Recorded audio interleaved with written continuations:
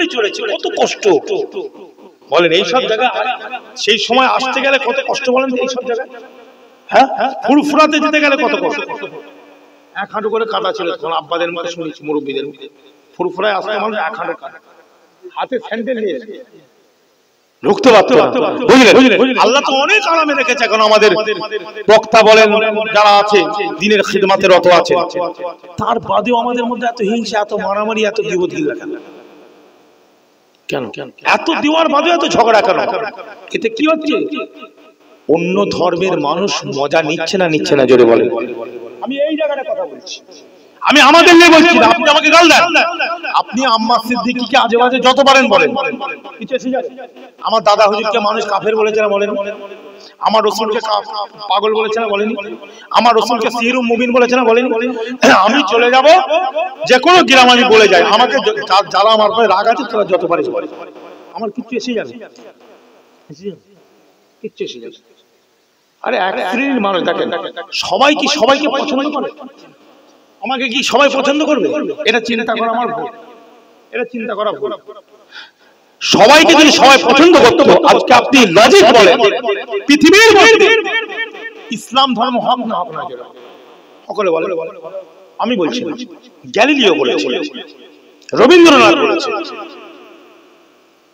মহাত্মা গান্ধী বলেছে, ডক্টর মুর বলেছে, H heart বলেছে, মল ভোকাইনি বলেছে, মান্না শাহ বলেছে, মাসুদ ফকির বলেছে, former president of India Radha Krishnan বলেছে, ইসলাম ধর্ম সঠিক। রাসূল পাক সাল্লাল্লাহু আলাইহি সাল্লাম একজন শান্তির প্রবর্তক, শান্তির প্রতিষ্ঠাতা ছিলেন। জোরে বলুন। আরে আপনাদের ভারতবর্ষ, আমার Bharatvarsha, England, America, Canada, Sweden, Switzerland, Australia, Europe মহাদেশ, আমেরিকা মহাদেশ, আফ্রিকা মহাদেশ, এশিয়া মহাদেশে যে রাষ্ট্রগুলো আছে, সেই রাষ্ট্র নায়কগুলো যদি আমার রসুলকে খারাপ বলে, আমার রসুল কোনদিন খারাপ হয়ে যাবে? আমি যাদের নাম বললাম, এটা র্যাঙ্কিং ওয়ালা মানুষ। আজকালের যারা বলছে খারাপ, এদের পায়ের জুতো ধুলো হতে পারবে না আমি যাদের নাম পূর্বে বললাম। তাদের একটা পুস্তকে, আমি কালকেও বলেছি, সর্ব জায়গায় বলি, আমি অনেক জায়গায় সর্বধর্ম সম্মেলন করি, আমাদের মুজাদ্দিদ আব্বা যেন মহারাজরা থাকে, খ্রিস্টান থাকে, সেখানেও আমরা বলি যে আপনি প্রমাণ দিন। আর তারা সত্যি মহারাজ পর্যন্ত, আমি তো নবীর নাম করবো না, আমরা নবীর নাম করবো না, আমরা তো মুসলমান, কিন্তু মহারাজ রামকৃষ্ণ মিশনে সমানন্দ মহারাজ সে পর্যন্ত উঠে বলে প্রফেট মুহাম্মদ যিনি ছিলেন, উনি একজন ভালো মানুষ ছিলেন, শান্তির মানুষ ছিলেন। আমাদের সভা থেকে এটা হচ্ছে আমার কথা বোঝা যাচ্ছে। সে রাসূলুল্লাহকে নিয়ে রিসার্চ করে বুঝেছে যে মুহাম্মদ সাল্লাল্লাহু আলাইহি ওয়াসাল্লাম একজন বাজে মানুষ নয়। এটা রটানো হচ্ছে, ইলজাম দেওয়া হচ্ছে। এই জায়গাটায় আসে, আরে নামাজ তো পড়তে হবে, রোজা তো করতে হবে, ইসলামটা যে জায়গায় পৌঁছাবার সেই জায়গায় পৌঁছাবার দরকার আছে না নাই? জোরে বলে। এটা নিয়ে আমরা কাজ করি। আসি নিজেদের মধ্যে পচলা পচলি করে, মারামারি করে কে পাচ্ছে? আরে বাবা, আমাদের ভাই ওয়াজ করছিলেন, তার দ্বারা যদি কিছু সমাজের কাজ হোক না, কি আছে, ভালো কাজ হতে হোক। দুটো গরিব যদি খেতে পায় খায়, দুটো এতিম মিসকিন যদি উপকার পায় তো পা। আমার দ্বারা দুটো কাজ হচ্ছে হোক। কি গো, আমাদেরকে কেউ সাহায্য করবে না? আমরা এই চাঁদা পয়সা দিয়ে তো সবকিছু করতে হবে নাকি? সত্যি কথা বল।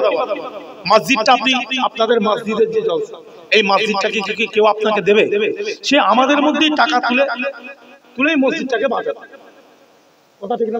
আমরা যখন আমাদের মধ্যে সবকিছু ব্যাপার, তাহলে আমাদের মধ্যে খেয়ে কি করে লাভ আছে?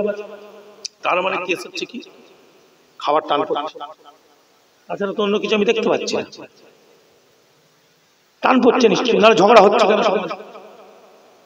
আব্বাজান সেদিনে বলছেন, সুন্দর একটা কথা বলেছেন, ফার্সিতে একটা কবিতা বলে বললেন, দেখ দুটো ফকির কিন্তু এক কম্বলে থাকতে পারবে, দুটো আল্লাহওয়ালা ফকির, আল্লাহওয়ালা ফকির দেখবি এক কম্বলে সারা রাত কাটিয়ে দেবে, কিন্তু দুটো বাদশা বড় লোক পয়সাওয়ালা এক কম্বলে বেঁচে থাকতে পারবে, লাথি মারামারি করে দেখবি দুজনে দুদিকে পড়ে আছে। এই কথাগুলোর ব্যাখ্যা আছে বাবাজি, অত সহজ নয়। কোরআন শুনতে হবে, হাদিস শুনতে হবে। কত কোরআন শুনবেন? কি আম্মার সিদ্দিকীর ওয়াজ শুনবেন? আম্মার সিদ্দিকী কি জানে? কি জানে? আপনাকে মেজো হুজুরের ওয়াজ আমি শোনাবো, তার থেকে আম্মার সিদ্দিকী বড় আলেম। আপনাকে ছোট হুজুরের ওয়াজ তার থেকে আমি বড় বলি? ওয়াজ এখন আপনি ঘরে ঘরে শুনছেন, ইউটিউব চালাচ্ছেন, আবার নতুন কি ওয়াজ শুনবেন? আমি কি 40 পারা কোরআন বলবো না? বলবো 30 পারাই তো বলবো, এর মধ্যেই তো সব। এই বাংলাদেশ থেকে বক্তা আনছে 1 লাখ টাকা ভিজিট, হেলিকপ্টার হুজুর, এরোপ্লেন হুজুর দিয়ে চলে আসবে। আমাদের আমি সব বসিরহাট ফুসিরহাট বিভিন্ন জায়গায় দেখি ইউটিউব, বাংলাদেশ থেকে বিরাট ঐতিহাসিক বক্তা। কি ভাই আমি ওয়াজ শুনে দেখি, সেই তো কোরআন বলি। আমরা জালালাইন থেকে তাফসীর করছি, আর ও মনে হয় ওই একটা তাফসীর আছে না, তাফসীরুল তাফহিমুল কোরআন, ওখান থেকে তাফসীর করছি। এই তো এবার আমি একটা তাফসীর আপনাদেরকে দেখাবো, একটা তাফসীর আপনাকে দেখাচ্ছি। দেখেন এ মারাত্মক তাফসীর। জি এর তাফসীর কথা বুঝলেন? দেখো তোমাকে দেখাচ্ছি, একটা তাফসীর দেখাচ্ছি। এ তাফসীর মারাত্মক তাফসীর। দেখেন দেখেন এই তাফসীর দেখছেন? তাফসীরে বাগবী নাম শুনেছেন? তাফসীরে বাগবী। দেখো বিসমিল্লাহির রহমানির রহিম আছে না? আমি যদি এইটা তাফসীর শুরু করি, আমি উর্দুতে করব, পুরো এখান থেকে আরবি উর্দুতে তাফসীর হবে। কি গো বাংলাদেশে সব দেখে দেখে তাফসীর করে না? বাংলা দেখে দেখে করেন, দেখে দেখে করেন। আমি এটা উর্দুতে দেখে দেখে করব। লে তাফসীর কর, আমিও করছি। আই কত বড় তাফসীর হয়েছে। তাফসীরে বাগবী থেকে তাফসীর করব। তাফসীরে ইবনে আব্বাস আমার কাছে আছে, তাফসীরে রুহুল মানি আছে, রুহুল বায়ান থেকে শুরু করবে। बे इसिम नाम अल्लाह अल्लाह जो रहमान बहुत मेहरबान, और रहीम जो रहम करने वाला। शुरू अल्लाह के नाम से जो बड़ा मेहरबान निहायत रहम वाला है। बिस्मिल्लाह के मुताल्लिक़ अहम इल्म मुबाह। बिस्मिल्लाहिर्रहमानिर्रहीम कुरान करीम की एक आयत है, और कुरान करीम का आगाज इसी से होता है। रसूलुल्लाह सल्लल्लाहु अलैहि वसल्लम जो भी मकतूब तहरीर करवाते उनमें से सबसे पहले बिस्मिल्लाह शरीफ लिखी जाया करती थी। तफसीर দেখাচ্ছে, এমন তফসির ঘুরছি মাথা খারাপ করে ফেলবেন। দেখো বিসমিল্লাহ তফসির আপনারা দেখেন, শুধু বিসমিল্লাহির রহমানির রহিম তফসিরটা দেখেন, আমি শুধু দেখাচ্ছি আপনাকে। দেখো কত বড় যাচ্ছে এখন, তুমি ভালো করে দেখো। এখনো যাচ্ছে তো, বন্ধ হয়ে গেলে বলবে। হ্যাঁ যাচ্ছে এখনো, এখনো যাচ্ছে। বুঝতে পারছো? এই ছোট ছোট লেখা তুমি একটু বুঝতে পারবে। এই ছোট লেখাই যদি এত বড় হয়, তাহলে এইটা যদি আমি একটা যদি তাফসীর লিখি, এইটা থেকে একটা তাফসীর লিখতে পারি না? পারি না? এটা বাংলা করব, তাফসীরে বাগবীর আমি বাংলা করতে পারবো না? এটা এখন সোজা হয়ে গেছে। আমরা মনে করি ওই বাপরে বিরাট ব্যাপার, এখন কম্পিউটারে সব। এবার এইটা যদি আমি বই আকারে করি, এই পৃষ্ঠাটা কত হয় বলো? হ্যাঁ বিসমিল্লাহির রহমানির রহিম এইটুকু লেখা, এটা তো একটু বড় হবে। তাহলে একটা বিসমিল্লাহির রহমানির রহিমের শুধু তাফসীর যদি করি, এর একটা বই হয়ে যাবে। জোরে বলেন সুবহানাল্লাহ। কি তাফসীর? তাদেরকে এখানে আনচার 1.5 লাখ টাকা করে দিচ্ছে। হ্যাঁ বলে বিরাট বক্তা, ঐতিহাসিক বক্তা, ইন্টারন্যাশনাল। ভাই ইন্টারন্যাশনাল কাকে বলে আমাকে বুঝিয়ে দেন। আমি ইংলিশ অত জানি না, টুকটাক জানি, আমাকে একটু বুঝিয়ে দেন ইন্টারন্যাশনাল কাকে বলে। বাংলাদেশের বক্তা বাংলাদেশে ওয়াজ করছে, এখানে এসে ওয়াজ করছে ইন্টারন্যাশনাল। তাহলে আমিও তো এখান থেকে বাংলাদেশে যে ওয়াজ করি, 16 বছর বাংলাদেশে যাচ্ছি, তাহলে আমিও তো ইন্টারন্যাশনাল। বলেন আমাকে তাহলে ইন্টারন্যাশনাল, আমি তো ওই দেশে যে ওয়াজ করি। আমার এখানে 8 থেকে 9টা ছোট এতিমখানা আছে। চলেন আমি দেখিয়ে দেবো, আপনি আমার সাথে চলেন, ভিসা করে, পাসপোর্ট ভিসা করে চলুন, আমি নিয়ে যাবো। আমি আপনাকে ওই জায়গায় নিয়ে যাবো। আমার এতিমখানা, আমার মাদ্রাসা, হাফিজিয়া, কুরআনিয়া সব পড়ানো হয়। মহিলাদের বলেন, বাচ্চাদের বলেন, সব আছে। আব্বাজান সব করেছেন, আমার আব্বাজান ওখানে বেশি গেছেন। আমার আব্বাজান ওই জায়গাটায় বাংলাদেশটা প্রচুর ঘুরেছে। তো ও সব ঢুকে লাভে লাভে, যার যতটা আল্লাহ দেওয়ার তাকে ততটা ইলম ঠিক আল্লাহ দিয়েছে। জোরে বলে আসুন মানুষের কাজ করুন, গীবত গিল্লা বন্ধ করুন, কেউ কারোর ভুল ধরাধরি বন্ধ করে দিয়ে আসুন সমাজের কাজ করুন। দুটো অসহায় মানুষ না খেয়ে মারা যাচ্ছে, এই কথা ঠিক না? বুঝলেন? মানুষের কাজ করুন। আমার রাসূলুল্লাহ সাল্লাল্লাহু আলাইহি ওয়াসাল্লাম কি সুন্দর কাজ করেছেন। ভাই মুসলমান ইমানদারেরা, আমি যদি কোরআনের আয়াত দেখে দেখে পড়ে যদি তাফসীর করি বাবা 2 ঘন্টা 3 ঘন্টা 4 ঘন্টা 5 ঘন্টা 8 ঘন্টা 10 ঘন্টা হয়ে যাবে, তাফসীর শেষ হবে না। এই বিসমিল্লাহির রহমানির রহিমের উর্দুটা পড়ে শুধু বাংলা করে করে যাও, অনেক টাইম লাগবে না? লাগবে না, কিন্তু এই টানটা দিয়ে যাবে। কেন আজকাল আবার টানের যুগ, বক্তা এসছে 50,000 টাকা ভিজিট, 2 ঘন্টা টাইম, তার মধ্যে 1.5 ঘন্টা গজল গাইছে। কি গাইছে? 1.5 ঘন্টা শুধু গজলে টেনে দিল, বিরাট বক্তা, ওকে খেঁচে দে। আর মেয়ে ছেলেরা বলছে আগামী বছর আবার আনবে, আরো 5,000 টাকা আমরা বেশি দেব। এই তো সমাজের অবস্থা। এই কথা আমি বললে ফুরফুরাই এক শ্রেণীর মানুষ আছে আমার পিছনে লেগে। এ তো আমার পুরাতন কথা বাবা। আপনাদের এই কলসিলে আমি আগে আসিনি, 2008 সালে নিয়েছি। চান্ডালাটি, দক্ষিণ কলসুল, উত্তর কলসুল, পলতারাটি, বরগাছিয়া, নাম বলো না, চারুলতা স্কুল। তাহলে মুখস্থ বলছি কি করে? হাফেজের মুখ কি গো, সব জায়গায় এসেছে একটা সময় 2007, 8, 9। ভাই ঝগড়া ঝাঁটি। আমার দাদা হুজুরের সিলসিলার আমরা সবাই একটা পরিবার। জোরে বলুন, জোরে বলেন, আমরা একটা পরিবার। দাদা হুজুরের সিলসিলার আমরা যারা মুরিদ, মুতাকিদিন, খলিফা যা আছে, পীরজাদা, হুজুর, মুরিদ যা আছে, আমরা সব আমরা একটা পরিবার। জোরে বলুন। তাহলে আমরা নিজেদের মধ্যে কেন এইসব? অতীতে হতে পারে এক জায়গায় থাকতে গেলে বাবা হাড়ি ঠুকাঠুকি হয় না, সংসারে ঝগড়া হয় না? জোরে বলে, হয় না? বউয়ের সাথে ঝগড়া হয় না, তর্ক বিতর্ক হয় না? তাহলে কি বউকে কি লাথি মেরে বের করতে হবে? হ্যাঁ, বের করতে হবে নাকি আবার লাইন করে না ঠিক আছে যা হওয়ার হয়ে গেছে, এইভাবে আবার মিটিং করে ঠিক করি? অ্যাডজাস্টমেন্টের দরকার আছে না? হ্যাঁ, তোমার পছন্দ নয় তুমি দূরে থাকবে, কাউকে পছন্দ নয় দূরে থাকবে। বাদও দিয়ে দিচ্ছি, আবার আবার বাদ দিচ্ছি, আবার নীতি একটা রাখো না, প্রিন্সিপাল ঠিক নেই।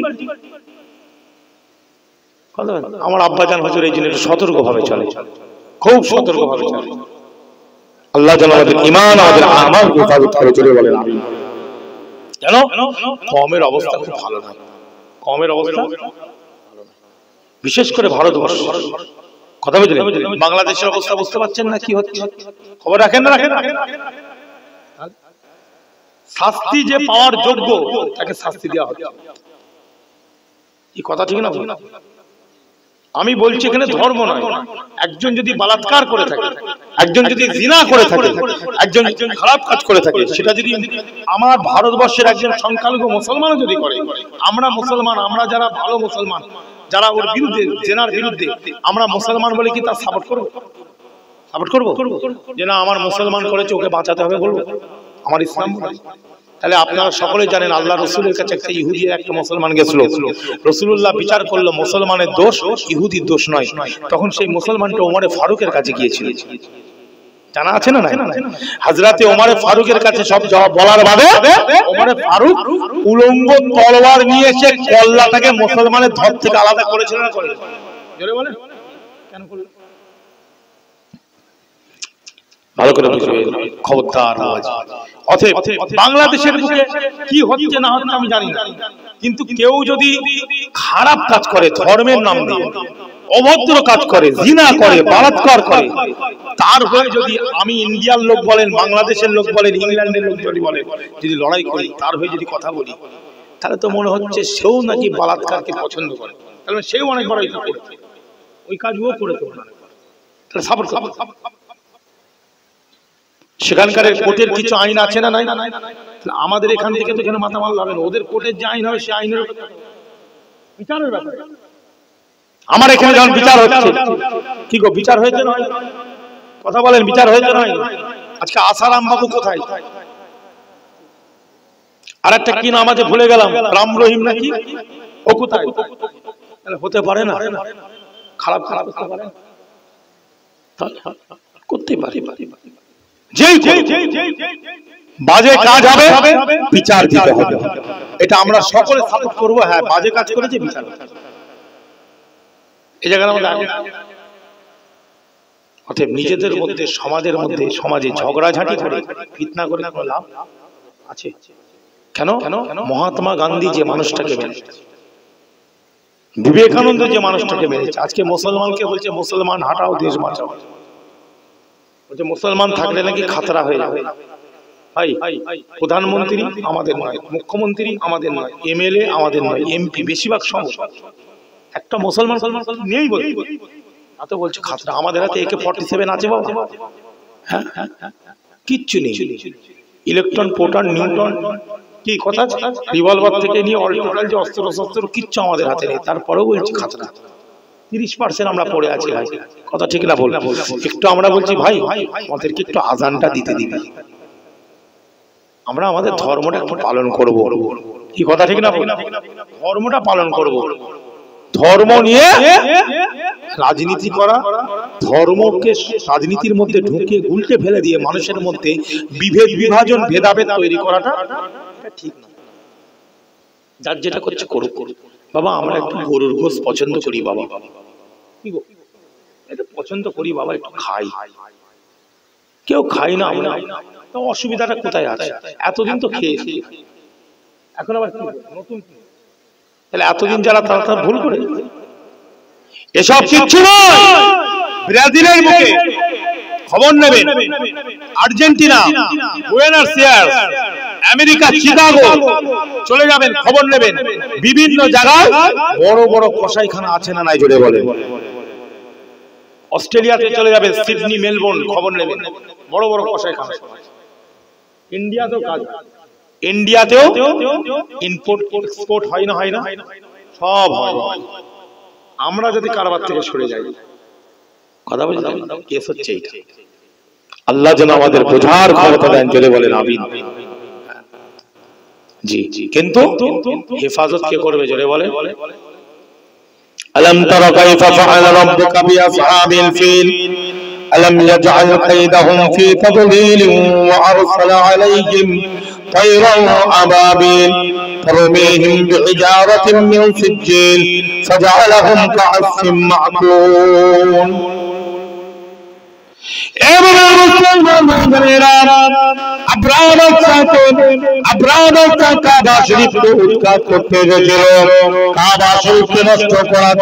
চক্রান্ত চালিয়েছিল। আব্দুল মুত্তালিবের কাছে গিয়েছে, উঠে আলোচনা হয়।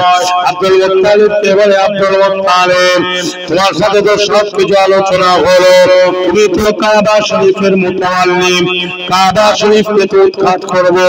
আমি হস্তি বাহিনী রেডি করে ফেলেছি, আমি সৈন্য সামন্ত রেডি করে ফেলেছি, আমি অস্ত্র শস্ত্র রেডি করে ফেলেছি, তুমি তো এই ব্যাপারে কোনো কথা বলছো না। ওই সময় আব্দুল মুত্তালিব বলেছিল, এই আগ্রাসনে রেখে দাও, এই কাবা শরীফের দেখভাল করি আমি হলো কাবা শরীফের খাদিম, আমি কিন্তু মালিক নয়, মালিক হলো আল্লাহ। এই কাবা শরীফকে হিফাজত করা নয়, আমার আল্লাহ হিফাজত করবে, এই ঘরের মালিক হলেন স্বয়ং আল্লাহ। দোয়ার সঙ্গে দাওয়ার দরকার আছে না নাই? আমি এখন দোয়ার কথা বলছি, কিসের কথা জোরে বলেন? ভাইজান আল্লাহ পাক আয়াতুল কারিমা নাযিল করে দিলেন, আলম তারা কাইফা ফাআলা রাব্বুকা বিআসহাবিল ফিল। হে আমার হাবিব, আপনি কি দেখতে পান না আপনার রব ওই হস্তি বাহিনীর দলের সঙ্গে কি করেছে? আপনি কি জানেন না? তাফসীরে এসেছে তাদেরকে ধ্বংস করেছে, কায়দা করে দিয়েছে।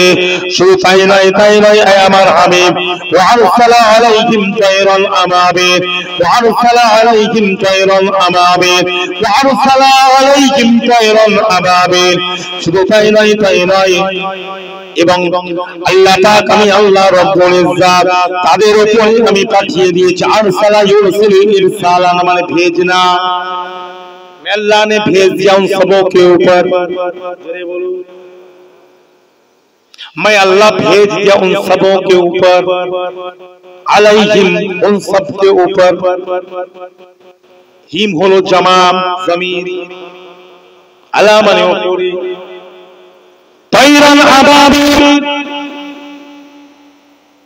अबाबिल चिड़िया को, ठीक बोलो, ठीक बोलो, ভুল বলিস। আমি তাই বলছি তো, আমি ঠিক বললাম না? আবাবিল কোনো চিড়িয়া নয়, আবাবিল কোনো পাখি নয়। আবাবিল মানে হচ্ছে জামাত, একটা দল। मैं अल्लाह भेज दिया वारसला अलैहिम, और मैं अल्लाह उन सबके ऊपर भेज दिया गया चिड़िया की जमातों को। जोरे बोलो, চিড়িয়ার দল পাখির দল বলকে আমি আল্লাহ তাদের উপরে পাঠিয়ে দিয়েছিলাম। ওয়ারসালা আলাইহিম তায়রান আবাবিল তারমিহিম বিহিজারাতিন মিন সিজ্জিল তারমিহিম বিহিজারাতিন, আর তাদেরকে আমি অর্ডার দিলাম ঠোঁটে তোমরা নুড়ি নুড়ি ছোট ছোট পাথর নাও, আর তাদের উপরে তোমরা নিক্ষেপ করে ফেলতে থাকো। फेंकना शुरू कर दो उन सबों के ऊपर, फेंकना शुरू। तरमीहिम रमा থেকে এসেছে, तरमी মানে फेंकना, ছুঁড়া বিভিন্ন মানে আছে, তীর ছোঁড়াকে বলে না, রমায়া বিহিজারাতিন। হাজার মানে কি? পাথর। হাজার মানে কি? আর সিজ্জিল মানে নুরি পাথর। কি পাথর? যেটা কাপড়, ছোট ছোট যে কাপড় হয় নুরি, তাদের উপরে তোমরা ফেলতে থাকো। আল্লাহ অর্ডার দিয়ে দিল তারমিহিম বিহিজারাতিন মিন সিজ্জিল ফাজআলাহুম কাআসফিম মাকুল। অতঃপর তাদেরকে আল্লাহ কি বানিয়ে দিয়েছিল? জাআলা ইয়াজআলু মানে হচ্ছে বানিয়ে দেওয়া। আল্লাহ তাদেরকে বানিয়ে দিয়েছিল খাওয়ার ভুসি। 3 দিন হয়েছে ক্লিয়ার হচ্ছে না, ওই জন্য তোমাদের মধ্যে বিড়ি টানে সব।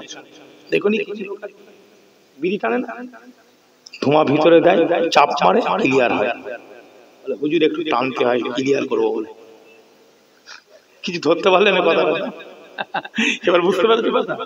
অনেকে দেখবে খৈনি বলে, অনেকে দেখবে গুল মারি আছে না নাই, অনেকে আবার জর্দা খায়। এখন আমার বেরিয়েছে ভাই ওই যে প্যাকেটের মধ্যে খালি ঢেলে দিচ্ছে মুখে, কথা বুঝতে পারছি, ছিঁচছি আর ডাল। তোমাদের এখানে আছে নাকি এই কেস এসেছে নাকি? ভাইরাস, এই ব্যাকটেরিয়া ঢুকেছে নাকি? এই ভাইরাস ঢুকে গেছে হাওড়া জেলা, হুগলি জেলা তো কমপ্লিট ভাইরাস। এখানে শুরু হয়েছে, আগে কিন্তু 24 ছিল না, ওই দিকটা বেশি ছিল, হুগলি হাওড়া। ওটা ভাইরাস এখানে ঢুকছে। এই কেন এই খৈনিটা খাচ্ছে, অমুকটা খাচ্ছে কেন? এটা ক্লিয়ার হবে বলে। কি হবে জোরে বলো? একদম। তো ডাক্তারের কাছে যায়, অনেকের ক্লিয়ার হয় না, তাদের নেশা নাই। ডাক্তারের কাছে যায় 2 দিন 3 দিন হচ্ছে, ডাক্তার সাহেব হচ্ছে না, খুব কষ্ট। ডাক্তার ওষুধ দেয়, তার সঙ্গে বলে একটু ইসুকুলের ভুসি খাবে, বলে না? বলে না, একটু ভুসি খাবে, 2 চামচ 1 চামচ একটু ভুলে খেয়ে নেবে রাতের বেলা, দেখবেন সকালে ক্লিয়ার হয়ে যাবে। আল্লাহ ওদেরকে এরকম খাবার ভুসি বানিয়ে দিয়েছিল। চলে বলুন, লক্ষ লক্ষ মাসাজিদ ভারতবর্ষের বুকে আছে না নাই? এই গতকাল একটা খবর দেখলাম, আপনারা দেখেছেন, মসজিদের মধ্যে ঢুকে মুয়াজ্জিনের কলার ধরে মারছে। কি গো, তাই তো নাকি? দেখছেন? হ্যাঁ, দেখেন কি অবস্থা, দেখেন কোথায় এরা গেছে। ধর্মের সম্মান কোথায়? কোথায় মারামারি করছে? কেন নিজেরা চিন্তা করেন, কোথায় কি পরিস্থিতি, নিজেদের মধ্যে মারামারি করছে? শান্তি সম্প্রীতির আলোচনা হোক, ভালোবাসার আলোচনা হোক, মানুষকে বোঝাতে হবে। কি হবে? আম্মা সিদ্দিকী এখানে বসে বসে একজনের গীবত করবে, আবার আমার গীবত, এতে আপনারা একটু মজা পাবেন। লেগেছে কি? কি মাঠে ফুটবল খেলা হচ্ছে নাকি? ওকে ল্যাং মারছে, একে ল্যাং মারছে, এটাকে ওই করার জায়গা? হ্যাঁ, এটা ল্যাং মারামারি হচ্ছে। আর আপনারা দর্শক মজা নিচ্ছেন, ওকে লিয়ায় না, ওর সাথে একে লিয়ায় না, তবে ও একে দুটো কথা বলে, ওকে দুটো কথা বলে, ও বিরাট গুনাহগার। কথা ঠিক না বল? কমিটির লোক গুনাহগার, কমিটির লোক কি হচ্ছে? গুনাহগার হচ্ছে, মজা নিচ্ছে। ওটাকে তো বন্ধ করবেন। সাধারণ মানুষও উঠে পড়ে লাগে, হ্যাঁ কি হচ্ছে? বক্তা যেমনি আমি উঠবো, উঠে উল্টো পাল্টা বকবে, দাঁড়ান দাঁড়ান হুজুর, মহাশয় দাঁড়ান, আপনি এখানে এসেছেন, আমি আপনাকে দাওয়াত করেছি। আমি এখানে গীবত করার জন্য দাওয়াত করিনি, আমি এখানে কোরআন শরীয়ত ইসলামের কিছু কথা শোনার জন্য দাওয়াত করেছি। এইসব কথা বন্ধ করুন। 3-4টে কমিটি এরকম যদি জোট ধরে বক্তারা সাইড, এই কথা ঠিক না ভুল জোরে বলে? আওয়াজ দিতে হবে, তোমরা চুপ কেন? যা বলছি তাই ঠিক না। আপনি এখানে সব কথা বলবেন না, না এখানে নেতা মন্ত্রীর কথা চলবে না, না এখানে সব গল্পগুলো চলবে না। এও গীবত গিলার জায়গা নয়। আমরা টাকা দিয়ে করেছি, এত কষ্ট করে প্যান্ডেল করেছি, মাইক করেছি, এত খরচা করে মসজিদের উন্নতি কল্পে বা কবরস্থানের উন্নতি হয় না, কবরস্থানের উন্নতি কল্প বা মিলাদুন নবী বা দোয়ার মজলিস, হ্যাঁ, বা আমাদের কবরস্থানে যা শুয়ে আছে তাদের জন্য দোয়ার মজলিস।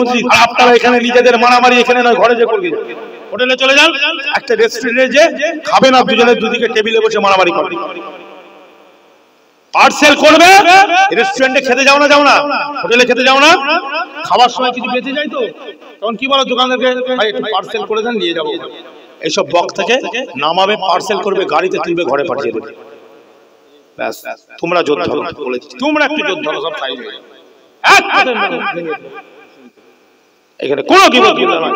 আমার দাদা হুজুরের বাগানগুলো, আমার দাদা হুজুরের সুন্দর কষ্টের জায়গাগুলো, আল্লামা হিন্দের সুন্দর কষ্টের জায়গাগুলো, খলিফা হুজুরদের, পীর দাদা পীর হুজুরদের এত কষ্টের জায়গাগুলোকে আজকে আমরা 10 মিনিট 15 মিনিটে নষ্ট করে দেব। ঠিক বলছি না? কথা বলে না? হতে পারে আমার সাথে আপনার একটা দূরত্ব থাকতে পারে, এইখানে ওসব কথা এখানে উঠবে না। এখানে উঠেছে কোরআন বলো, হাদিস বলো, শরীয়ত বলো, মাসলা বলো, ভালো কথা বলো, নেককারদের দুটো কথা বলো, জেনে বলো। অবশ্যই মাসলা বলবে। এই তো আমি বলছি টাকা চেয়ে নেওয়া হারাম, কারো ক্ষমতা আছে কথা বলবে? মাসলা দাদা হুজুরের ওসিয়ত। কেউ যদি আমার বিরুদ্ধে বলে তাহলে এসো, বসো, আলোচনা হবে, আমি রেডি আছি। 40,000, 50,000, 30,000 যারা নিচ্ছে তারা চলবে না। এটা আমার দাদা হুজুর বিরোধী, আমার মেজ হুজুর বিরোধী, আমার হুজুর কেবলারা বিরোধী।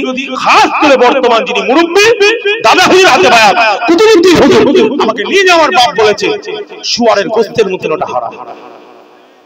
আমার বাপ আমাকে বলেছে, আমার বাপ চলেন বেঁচে আছে। আমি কি কাউকে গিবত করি? এটা আমি আমার কথা বলছি।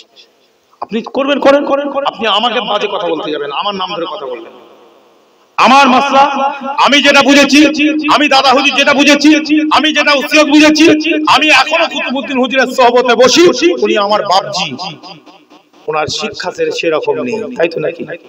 উনি মূর্খ, তাই তো? মূর্খ মানুষ কথা বলছেন। পড়াশোনা উনি দাদা হুজুরকে নিয়ে যা করেছে, আমি বলে দিচ্ছি বিশ্বাস খানদানে অত পড়াশোনা করেনি দাদা হুজুরকে নিয়ে, বাস্তব কথা বলেছিলাম। এই দাদা হুজুর কালকে সব ছেলে ঘুরে চ্যাংড়া পড়ছে, আমরা কি বুঝি? আমি কি বুঝি? আজকে আমি আম্মা সিদ্দিক যে কথাটা বলছি কার কাছ থেকে? মুরব্বি কুতুবউদ্দিন হুজুরের কাছে বসে তার কাছে স্টাডি করে বুঝে তারপরে বলছি। জোরে বলেন। আমি কি জানি মিয়া, কি জানি? এলেমের গরম দেখা আমার দাদা হুজুর কত কষ্ট করেছে, অবশ্যই এটা আমি মানি। আপনি এখান থেকে যাচ্ছেন মাকড়া, কোথায়? জোরে বলেন। মির্জা হুজুর পীর কেবলা তাহকিকুল মাসাইল একটা কিতাব লিখেছেন, কি জোরে বলেন? তাহকিকুল মাসাইল। খুলে দেখবেন। একটা আমার মাওলানা ভাই, তোমার কোথায় বাড়ি? আচ্ছা, কাটিয়ার বসে আছে। আর কোথায়? এক জায়গায় ওনার বাড়ি। উনি জলসায় যাচ্ছে মনে করো বাঁকুড়া, কোথায় যাচ্ছে জোরে বলো? বাঁকুড়া বা ফুরফুরায়। আমি দাওয়াত করি, আমার বাড়িতে আমি একটা জলসা দিচ্ছি, ভাইকে দাওয়াত করেছি। কি করি না করি? অনেকজন। এবার আমাদের জলসা একটা হলো পাড়ায়, এই দেওগঙ্গার কি নাম, ইউনুস, মৌলানা ইউনুস সাহেব নাকি আছে, ওই দাওয়াত করা হয়েছিল, উনি গেছে। এবার এই 24 পরগনা বসিরহাট থেকে সে যাবে, তাকে যদি আমি 5,000 টাকা ঠেকাই হবে, সে চাইবে। গাড়ির একটা খরচা আছে না, নাই জোরে বল? ড্রাইভারের একটা খরচা আছে, তেলের ব্যাপার আছে, দেখো আমি হই আপনি, একটা ডিসটেন্সের ব্যাপার আছে। মেজো হুজুর পীর কেবলা লিখছে, বাবা একটা বক্তার তো দাম আছে, একটা তো আলেমের দাম আছে, তার তো একটা সম্মান আছে। জোরে বলে। হুজুর কেবলা লিখছেন, তাকে তোমরা দাওয়াত করছো, হ্যাঁ 5 কিলোমিটার, 10 কিলোমিটার, 20 কিলোমিটার আলাদা, এখান থেকে 150 কিলোমিটার রাস্তা। তোমরা জলসাতে দেখবেন, অনেক জায়গায় জলসাতে বিভিন্ন ফজুল খরচা হয়, ফজুল খরচা করে, আর বক্তাকে দেওয়ার সময় যথাকিঞ্চিত দিয়ে বিদায় দেওয়া হয়। মেজো হুজুর বলছে এটা কিন্তু ঠিক নয়। তারা এসেছে, তাদের ওয়াজের জন্যই তো তোমরা বসে আছো, তাদেরকে কিছু এমন দাও তাদের অন্তরটা যেন খুশি হয়, তোমাদেরও যেন অন্তরটা খুশি হয়। জোরে বলে। কেন? তারা দিনের প্রচার করে বেড়াচ্ছে, মানে এটা হচ্ছে এই যে মাদ্রাসাটা, এই যে জায়গাটা আমরা বসে আছি, এটা হচ্ছে অরিজিনাল সুন্নাত মাদ্রাসা। জোরে বলে আল্লাহ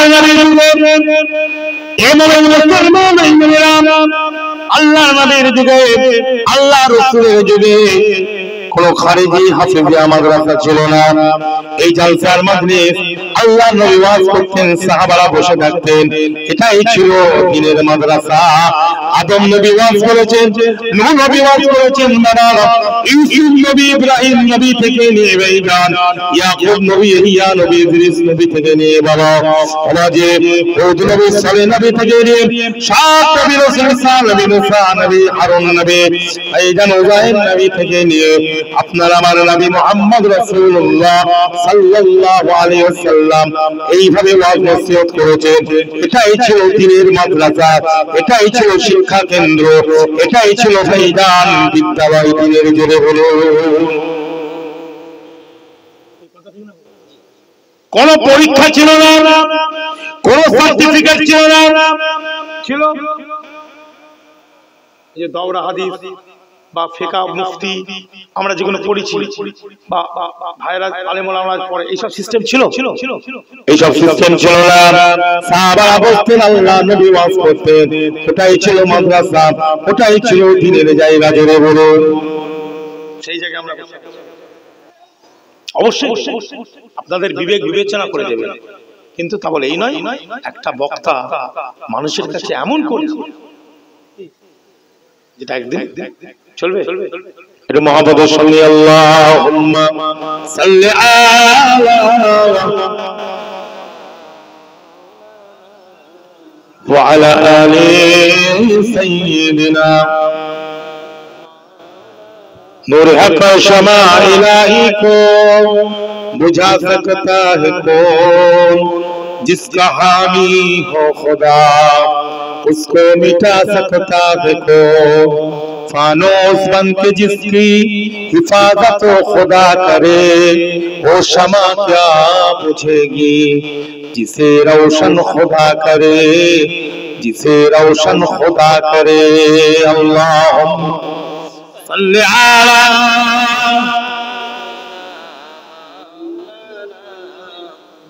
व अला आलि सय्यिदिना। আমার একটা জিনিস বুঝে আসে না ভাই, বলবে এই মুখ ফটকা বলে ফেলি ভাই, কি মনে করবে জানি না ভাই, বলে ফেলছে একটু বলি। দেখেন আল্লাহ আমাদেরকে গাড়ি চাপাচ্ছে, কি গো এটা গাড়ি আল্লাহ চাপাচ্ছে, চড়াচ্ছে, সে সেকেন্ড হ্যান্ড হোক। আমি তো সেকেন্ড হ্যান্ড করে এতদিন চলছে আমার। ফার্স্ট হ্যান্ড জীবনে চোখে আমার আব্বা বলেছে ফার্স্ট হ্যান্ড কিনবি না, সেকেন্ড হ্যান্ডই ভালো। কথা বুঝলেন? সেকেন্ড হ্যান্ডটাই ভালো। তা যাই হোক, গাড়ি চালিয়ে আল্লাহ ধরেন না, আমি 2005 সাল থেকে ওয়াজ করছি, 4-5 থেকে আমার হিসাব, তাহলে এখন 2024 কত বছর হলো? ধরো 20 বছর হবে ধরো। হ্যাঁ, তো সেকেন্ড হ্যান্ডই চলছে এইভাবে। আমার কি খাওয়া বন্ধ হয়ে গেল? এই জোরে বলে না, খাওয়া বন্ধ হয়েছে। এই করোনা ভাইরাস গেল, কি গো আল্লাহ সকলকে ঠিক চালিয়েছে না চালায়নি? জোরে বলে। তাহলে আমার যখন একটা সেকেন্ড হ্যান্ড গাড়ি কিনে চলাবার ক্ষমতা আছে, একটা সেকেন্ড হ্যান্ড গাড়ি হলে আমার চলবে, আমি কিন্তু হিংসা করছি, অন্য মনে করবেন না বাবাজি, হিংসা মনে করবেন। আল্লাহ সকলকে দেখে, আমি চাপিনি বলে যে আরেকজন নতুন গাড়ি চাপবে না সেটা বলছি, কিন্তু আমার কথা হচ্ছে মাসলা ঠিক রাখতে হবে। এই ইনস্টলমেন্টটা কি আমাকে জানিয়ে দেন, আমি জানি না। ইনস্টলমেন্ট মানে কি? এটা কি সুদের ব্যাপার আছে না? আছে তো। তাহলে আমার যখন একটা সেকেন্ড হ্যান্ড গাড়ি আছে, আমি জানি কোন জায়গায়, অনেক জায়গা আছে বলছে জরুরাতের ক্ষেত্রে চলবে। এখন আমরা ভারতবর্ষে, আচ্ছা আমার তো একটা গাড়ি আছে, সে তো চলছে, তাহলে আমার তো কোনো জরুরাতের ব্যাপার না। তাহলে আমি ইনস্টলমেন্ট করে 50 লাখ, 30 লাখ, 40 লাখ টাকার গাড়ি কিনছি কেন? সুদটা কি হালাল না হারাম? ইয়া আইয়ুহাল্লাযীনা আমানু লা তা'কুলুর রিবা আদ'আফান মুদা'আফাতান ওয়াত্তাকুল্লাহ লা'আল্লাকুম তুফলিহুন। আল্লাহ বলছেন ঈমানদারেরা তোমরা ডবল ডবল সুদ খাবে না এবং আল্লাহকে ভয় করো, সফল খাবে। তাহলে একজন মদ্যপান করেছে, কি করে মদ্যপান করে মসজিদে ঢুকেছে। কোথায়? আপনাদের মসজিদে একজন মদ পান করে কি গো, মদ পান করা অবস্থায় কি করছে? মসজিদে বসে আছে। আপনি তাকে বসতে দেবেন না তাকে মসজিদ থেকে বার করবেন? আস্তে আস্তে আপনাদেরই আশেপাশের লোক চিনা পরিচয় খেয়ে ফেলেছে, আস্তে আস্তে বের করবেন। হ্যাঁ, মারধর করবেন, এই আটটা ধরা করে দাও,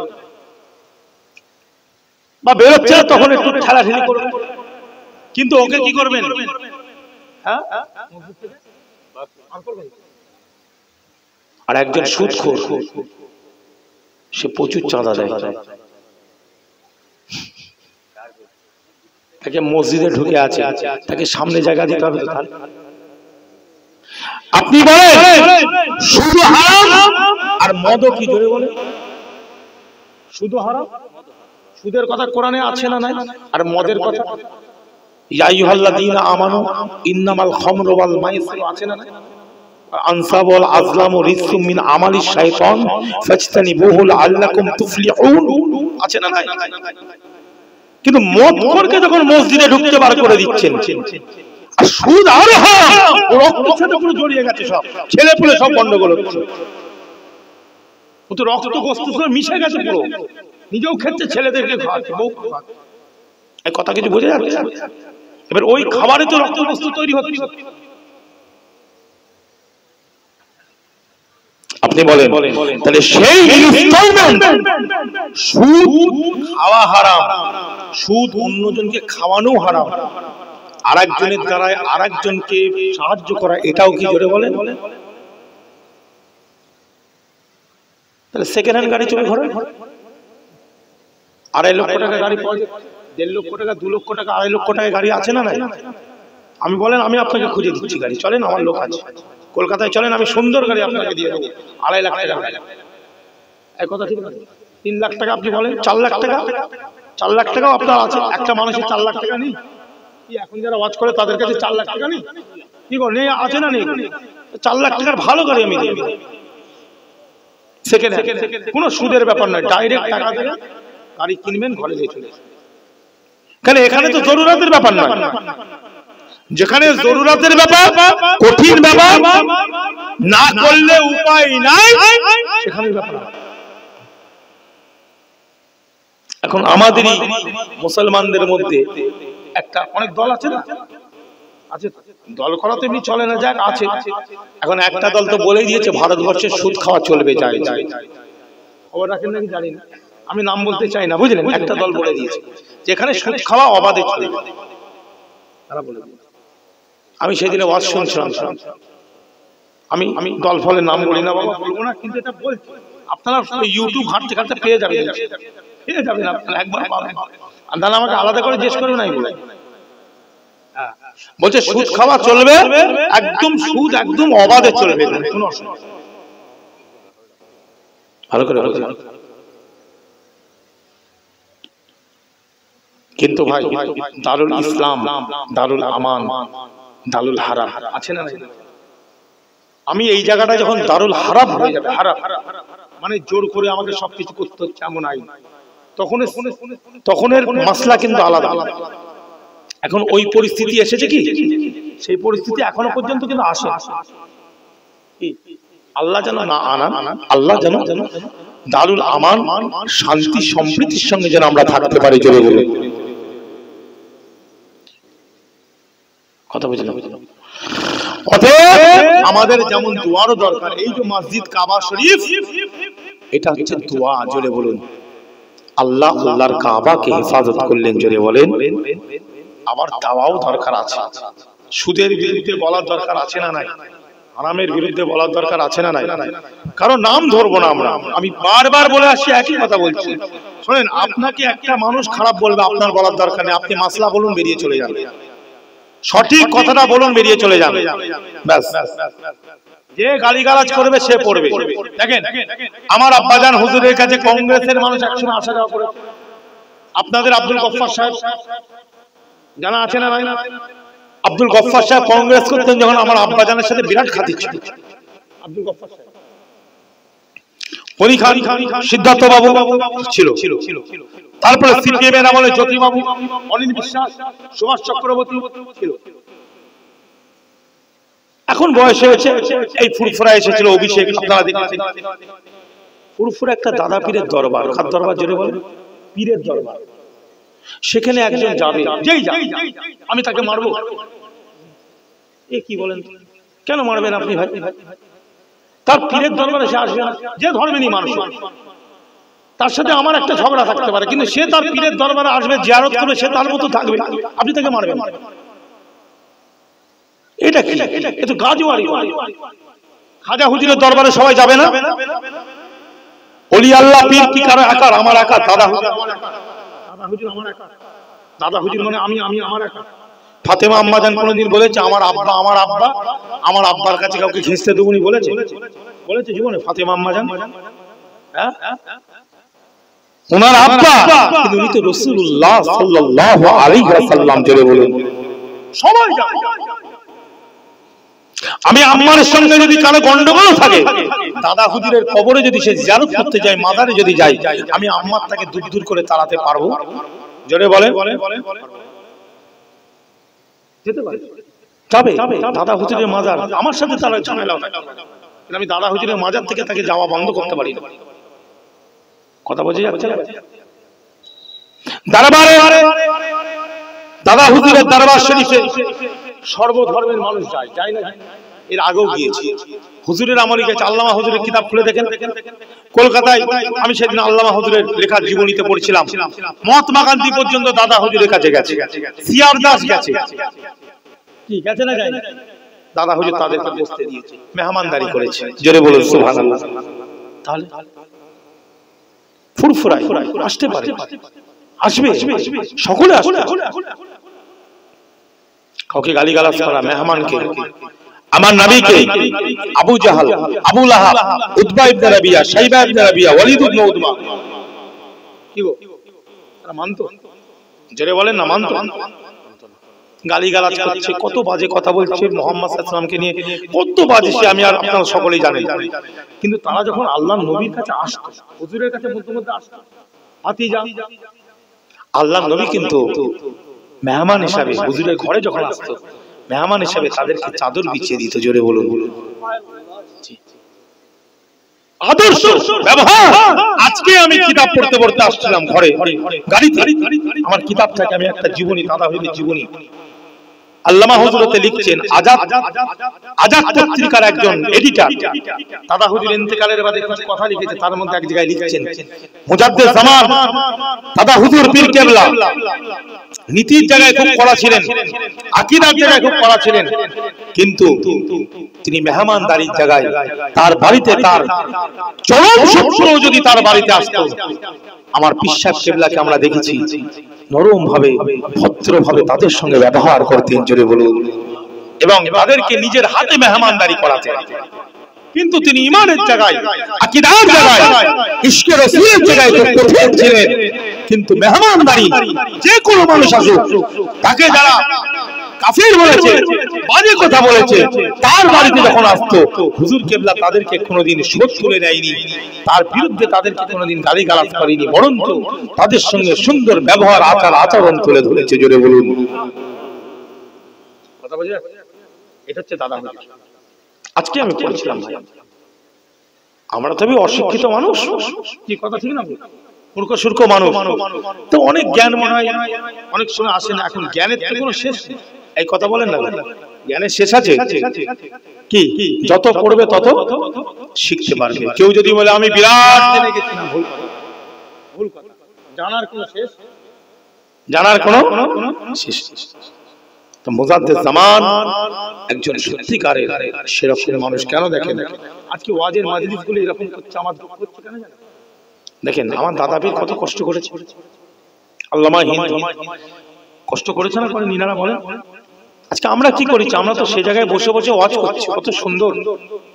হ্যাঁ, কারামত আলী জনপুরি হুজুর, ওনার উর্দু ভাষার লোক ছিল। কি ভাষা? ওনার ওয়াজ সবাই বুঝতে পারত।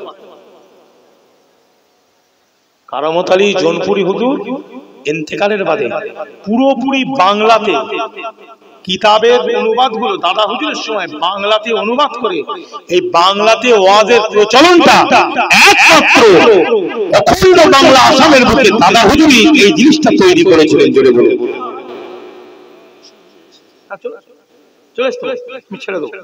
আমি ছেড়ে দেবো, চলে আসতে বুঝলেন? আমার মুফতি কাইয়ুম সাহেব, আব্দুল কাইয়ুম সাহেব ভাই এসেছেন, আলোচনা করবেন। যাই হোক, মিল মহব্বত ভালোবাসাটা ভালো, যার যেটা কাজ সেটা করুক, ভালো কাজ হোক, অসুস্থ মানুষ সুস্থ হোক, অসহায় মানুষ অত্যাচারিত পদদলিত লাঞ্ছিত বঞ্চিত মানুষ বুঝলেন দুঃখিত ব্যথিত অবস্থায় জীবনযাপন করছে,